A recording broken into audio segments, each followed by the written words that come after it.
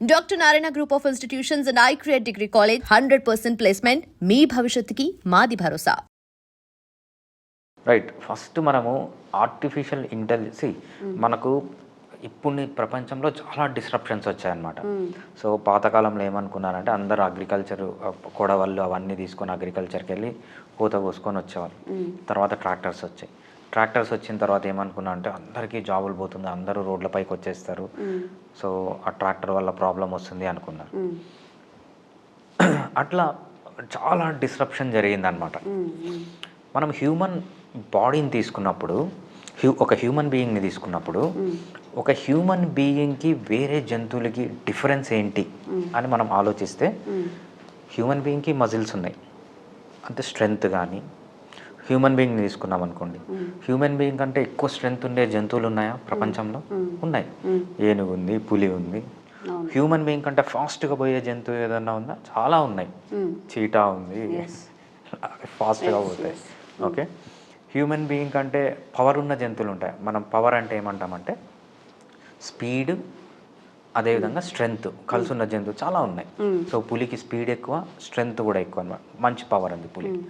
అదేవిధంగా మనం muscular endurance కానీ, లేకపోతే long duration endurance, short duration endurance, అవన్నీ ఎక్సర్సైజ్ దగ్గరికి వచ్చి హ్యూమన్ కంటే బెటర్ అయిన జంతువులు ఉన్నాయి.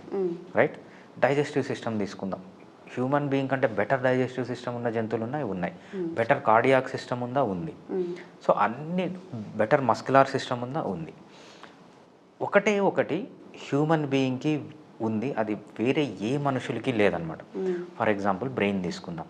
ఒక ర్యాట్ బ్రెయిన్ తీసుకుందాం. ఈ ర్యాట్ బ్రెయిన్లో మేజర్గా ప్రతి ఒక్క బ్రెయిన్లో 5 పార్ట్స్ ఉంటాయన్నమాట. దాన్ని ఏమంటామంటే టీలెన్సెఫ్లాన్, డయన్సెఫ్లాన్, మీసెన్సెఫ్లాన్, మీటెన్సెఫ్లాన్, మైలెన్సెఫ్లాన్. పేర్లు అవసరం లేదు.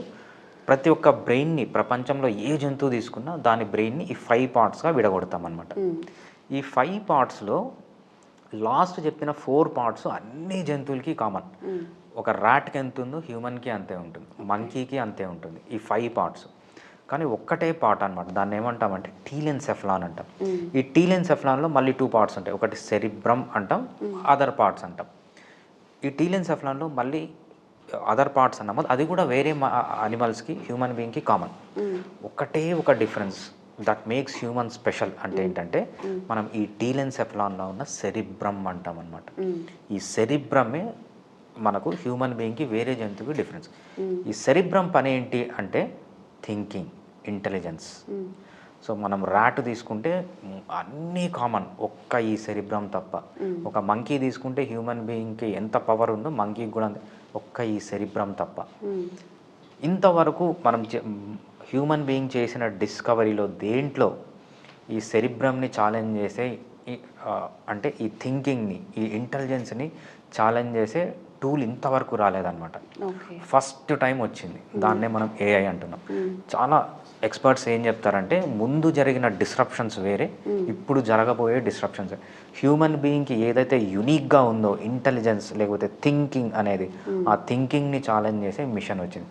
సో డెఫినెట్గా చాలా డిస్రప్షన్ జరుగుతుంది. ఎంత లోపల జరుగుతుంది అంటే మనం మ్యాక్సిమం వేసుకున్న 10 years ఆన్ అన్ యావరేజ్, ఇంకా 5 yearsలో మొత్తం ప్రపంచమే మారిపోతుంది. ఎక్కడ చూసినా ఏఐ ఏజెంట్స్ అంటాం అనమాట. సో ఏజెంట్, ఫర్ ఎగ్జాంపుల్ మీరు యాంకర్ ఉన్నారు, నేను యాంకర్ని పెట్టుకోవాల్సిన అవసరం లేదు, నేను యాంకర్ ఏజెంట్ని పెట్టుకోండి. నేను నిన్ననే ఒక వీడియో చేశాను. సో ఒక ఏజెంట్ని పేషెంట్గా బిహేవ్ చేయమని క్వశ్చన్స్ అడగమని. అది ఎంత ఎక్సలెంట్ క్వశ్చన్స్. ఒక క్వశ్చన్ అడిగింది, అది 250 years ముందు రాసిన బుక్లో నుంచి క్వశ్చన్ తీసుకొని అడిగింది. అది హ్యూమన్ బీయింగ్ అంత నాలెడ్జ్, ఒక యాంకర్కి అంత నాలెడ్జ్ ఉండదు, మెడికల్ ఫీల్డ్లో అంత డీప్గా వెళ్ళి అడగలేదని. సో అంత ఇంటెలిజెన్స్ ఇప్పుడు వస్తుంది. ప్రతి ఒక్కరూ రీప్లేస్ అవుతారు. డాక్టర్స్ కూడా దీనికి పెద్ద డిఫరెన్స్ ఏం కాదు. మేబీ డాక్టర్స్ రీప్లేస్ కావడానికి, లేకపోతే కొన్ని క్రిటికల్ పొజిషన్స్ ఉంటాయన్నమాట, అవి రీప్లేస్ కావడానికి మ్యాక్సిమం 15 years పట్టచ్చు. బట్ ఏదో ఒక రోజు రీప్లేస్ అయిపోతారు. ట్రస్ట్ ఇష్యూస్ అయితే ఉంటాయి కదా సార్. ఇప్పుడు ఒక మెషిన్ చెప్పింది నమ్మి ట్రీట్మెంట్ తీసుకోవాలి, మెడిసిన్ తీసుకోవాలన్నా కూడా అంత అంటే భయపడుతుంటారు. ఏం చెప్తుందో, నా ప్రాబ్లం అర్థం చేసుకుందో లేదో, నేను ఎలా ట్రస్ట్ చేయాలి అని చెప్పి. మేబీ ఈ ట్రస్ట్ బిల్డ్ అవ్వడానికి కూడా చాలా టైం పడుతుంది కదా. దాని గురించి ఆలోచిద్దాం. ఒక డాక్టరు 5 ఇయర్స్ చదువుతాడు. యావరేజ్గా ఎంబీబీఎస్ అనేది 5 ఇయర్స్ చేస్తాడు. 5 ఇయర్స్లో ఎంత నేర్చుకోగలుగుతాడు? ఇంత. Okay, maybe on a scale of 1 to 10లో 1 నేర్చుకుంటాం అనుకోండి. ఈ ఏఐ అనేది వితిన్ 1 minute 10 స్కేల్లో నేర్చుకోవాలి. డాక్టర్, కార్డియాలజిస్టులు, న్యూరో సర్జన్లు, న్యూరాలజిస్టులు వీళ్ళు సపరేట్గా 5 ఇయర్స్లో నేర్చుకునేది అన్నిటినీ కలిపి 1 నిమిషంలో నేర్చుకుంటారు. ఫైనల్గా ఏంటంటే it is going to challenge human intelligence and it is going to become far ahead than human intelligence. మనం ఏమైతే సెరిబ్రమ్ అనే పార్ట్ ఉందామో ఆ ఫంక్షన్కి 100 రెట్లు 1,00,000 రెట్లు కూడా ఇంటెలిజెన్స్ అయిపోయి ఒక స్టేజ్ వస్తుంది.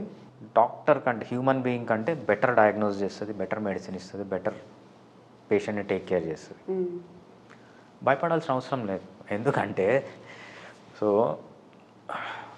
మీరు ఒక పేషెంట్, నేను ఒక డాక్టర్, నా యూజ్ ఏంటి? నాకు ఏంటి నా సమస్య ఏంటనే దానికి కావాలి ఒక సొల్యూషన్. ఒక సమస్యకి సొల్యూషన్. ఒక డాక్టర్ ఫ్యూచర్లో 15 years తర్వాత డాక్టర్లు ఉండరు. ఏం చేస్తుంటారు ఈ డాక్టర్లు అందరూ? పోయి ఏ అండమాన్లో ఎంజాయ్ చేయడము, లేకపోతే మాల్దీవ్స్లో ఎంజాయ్ చేయడము, ఎక్కడో లేకపోతే ఏ స్పేస్లో పోయి ఎంజాయ్ చేయడమో చేస్తూ ఉంటారు. ఏవైతే పనులు ఉన్నాయో అన్నీ రోబోట్లు చేసుకుంటాయి. రైట్?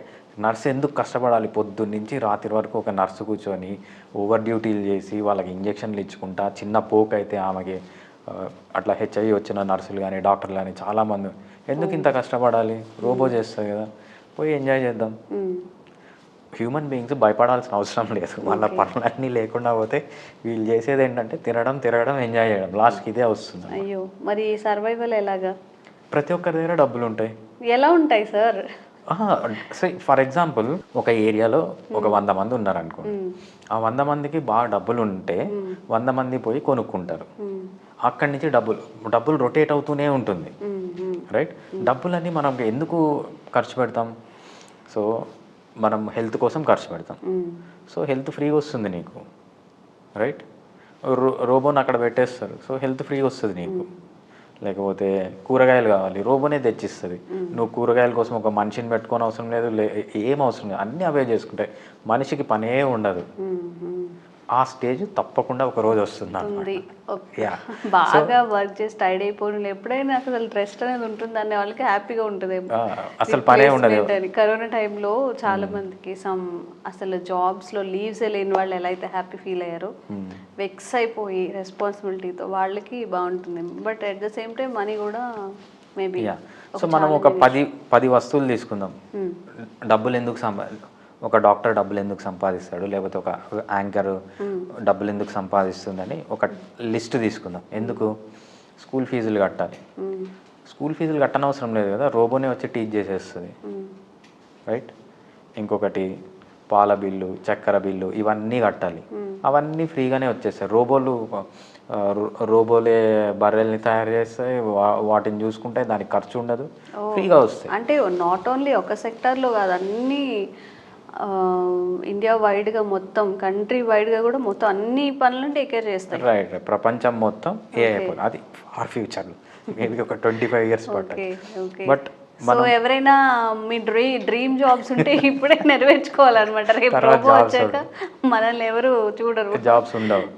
మనుషులకి లాస్ట్కి మిగిలేది ఏంటంటే ఎంజాయ్ చేయడం. అదొక్కటే మిగులుతుంది లాస్ట్కి. ఓకే. సో ఇది మేబీ మనీ ఉన్నప్పుడు ఓకే. ఇప్పుడు బిలో మిడిల్ క్లాస్ వీళ్ళకి చాలా ఎఫెక్ట్ అవుతుందేమో కదా, డైలీ వేజ్ లేబర్కి కానీ, లేకపోతే సంహౌ ఆ రోజు డైలీ వేజెస్ లేబర్ ఎందుకు సంపాదిస్తాడు చెప్పండి మీరు? రీజన్ ఎందుకు సంపాదిస్తారంటే సర్వైవల్ కోసం. ఫుడ్ కావాలి, నీడ్స్ తీరాలి. ఫుడ్ని రోబో తయారు చేస్తుంది. రైట్? ఇంకా మెడికల్ కేర్ కావాలి, మెడికల్ కేర్ రోబో ఇస్తుంది. ఆ రోబోని కొనుక్కోవడానికైనా కావాలి కదా. రోబో కొనుక్కోవడం అంటే సపరేట్గా ఏం కొనుక్కోరు అనమాట. అక్కడ ఉంటాయి రోబోలు, మనం పోయి హెల్త్ కేర్ని యూజ్ చేసుకుంటాం. ఓకే. పే చేయక్కర్లేదు కదా. ప్రతి ఒక్క ఒక డాక్టర్ని తయారు చేయాలంటే వానికి 5 years ట్రైన్ చేయాలి. రైట్? ఎంత ఖర్చు పెట్టాలి. అదే ఒక రోబోని తయారు చేయాలంటే ఒక ఫ్యాక్టరీలో ఒక డాక్టర్ని చేసేయచ్చు, చాలా తక్కువలో అయిపోతుంది. సో గవర్నమెంటే టేక్ కేర్ చేస్తుంది అవన్నీ. ఓకే. అది ఫార్ ఫ్యూచర్. మేబీ 25 ఇయర్స్ తర్వాత, మేబీ 50 ఇయర్స్ తర్వాత ఎలా ఉంటుందంటే మనుషులకి పనులే ఉండవు, అన్నీ రోబోలు చేసేస్తాయి. రోబోలను తయారు చేసుకుంటాయి కదా. సో ఒక రోబో ఉంది, ఆ రోబో ఇంకో డాక్టర్ని తయారు చేస్తుంది. ఫర్ ఎగ్జాంపుల్ మనిషి ఇంకో రోబో తయారు చేస్తుంది, అక్కడ మనిషి చేయని అవసరం లేదు, మనిషి కష్టపడాల్సిన అవసరం లేదు కదా. మనిషి అక్కడ ఏ మాల్దీవ్స్లోనో లేకపోతే ఎంజాయ్ చేస్తారు.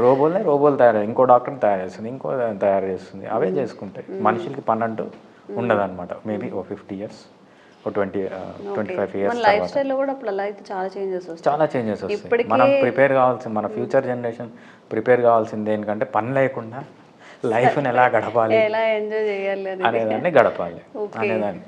ఇంకా నియర్ ఫ్యూచర్, సో అది మేబీ మన నెక్స్ట్ జనరేషన్, మన జనరేషన్ చూడకపోవచ్చు. నియర్ ఫ్యూచర్లో ఆలోచిస్తే ఏముంటుందంటే 3 రకాల జాబ్స్ ఉంటాయి. ఒకటి ఏంటంటే ఆర్టిఫిషియల్ ఇంటెలిజెంట్ ఏజెంట్స్ని తయారు చేయడం. సో ఆ ఏజెంట్స్ని మెయింటైన్ చేసే జాబ్స్ ఉంటాయి ఒకటి. నెక్స్ట్ ఏంటంటే ఆ ఏజెంట్స్తో పని చేయించడం ఏదన్నా కూడా. ఇంకోటి ఏంటంటే ఆ ఏజెంట్స్ చేయలేని పని చేయడం. ఫర్ ఎగ్జాంపుల్ ఏజెంట్స్ని తయారు చేయడం అంటే ఏంటి, ఒక డాక్టర్ని, ఒక ఆర్టిఫిషియల్ ఇంటెలిజెంట్ ఒక ఏజెంట్ డాక్టర్ని తయారు చేసేవాళ్ళు, వాళ్ళ జాబ్స్ ఉంటాయి. తయారు చేసిన తర్వాత దాన్ని మెయింటైన్ చేసేవాళ్ళు, వాళ్ళ జాబ్స్ ఉంటాయి. అదేవిధంగా డాక్టర్ అయినా కూడా ఈ ఏజెంట్స్తో పని చేయించగలగాలి. ఒక నర్స్ అయినా కూడా ఆ నర్సింగ్కి సంబంధించిన ఏవైతే ఏజెంట్స్ ఉంటాయో ఆ ఏజెంట్స్తో పని చేయించగలగాలి, ఈ జాబ్స్ ఉంటాయి. నెక్స్ట్ ఏంటంటే ఏవైతే ఈ ఆర్టిఫిషియల్ ఇంటెలిజెంట్ ఏజెంట్స్ చెయ్యలేవో ఆ జాబ్స్, ఫర్ ఎగ్జాంపుల్ ప్లంబింగ్ అనేవి చేయలేవు, రైట్. అదేవిధంగా ఒక ఇంట్లో ఎలక్ట్రిసిటీ కావాలి, ఎలక్ట్రిసిటీ మొత్తం వైరింగ్ ఇవ్వాలి, ఆ వైరింగ్ ఎలక్ట్రీషియన్ జాబ్స్ అన్నీ ఉంటాయి, బ్లూ కాలర్ జాబ్స్ అంటారు. ఏవైతే బ్లూ కాలర్ జాబ్స్ ఉంటాయో అవి లాస్ట్లో పోతాయి. ఫైనలీ ఈ ఎలక్ట్రీషియన్ పని ఇవన్నీ కూడా రోబోలే చేస్తాయి, but it will take time. So ఇనీషియల్గా పోయేది ఏంటంటే ఎవరైతే రిపిటేటివ్ జాబ్స్ చేస్తూ ఉంటారో, చేసిందే చేసి అంటే ఇంటెలిజెన్స్ యూజ్ చేయకుండా చేస్తుంటారో ఆ జాబ్స్ అన్ని ఫస్ట్ పోతాయి. ఫైనల్గా ఒక 50 ఇయర్స్లో ఏంటంటే మనిషికి పని ఉండదు. And for more videos, Please subscribe to iDream. Please subscribe to iDream. Please subscribe iDream. And please subscribe to iDream. For more videos, subscribe to iDream. please like, share and subscribe to the channel. Congratulations, iDream. Subscribe to iDream. Subscribe to iDream. So subscribe to iDream Media. iDream ki iDream team andarki huge congratulations. Please subscribe iDream Media. Please subscribe to iDream. Subscribe iDream. Please subscribe to iDream. iDream అంటే నా కళల ఛానల్ను subscribe చేసుకున్న నోరు తిరుగుతలేదు, మీరైతే గంట గుర్తు కొట్టండి. For more such videos, please subscribe to iDream.